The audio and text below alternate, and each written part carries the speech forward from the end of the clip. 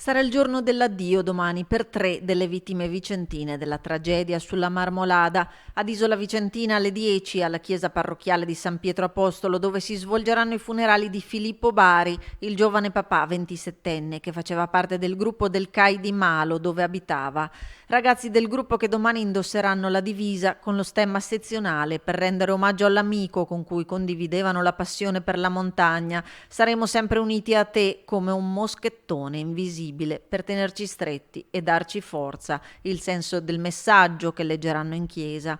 Divenuto simbolo della tragedia sulla Marmolada, con quel selfie, un sorriso alle spalle e il ghiacciaio che di lì a pochi minuti l'avrebbe tradito insieme ad altri 7 vicentini, tra loro Tommaso Carollo, i cui funerali si svolgeranno contemporaneamente al Duomo di Thiene. Una vita, la sua, che si era intrecciata con quella di Alessandra, miracolosamente sopravvissuta alla tragedia.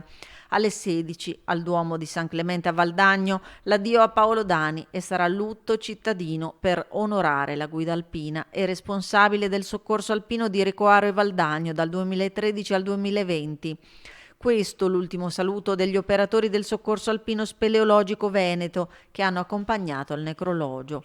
Vola in alto Paolino e vigila dalla cima della regina che ti ha reclamato come suo diletto custode.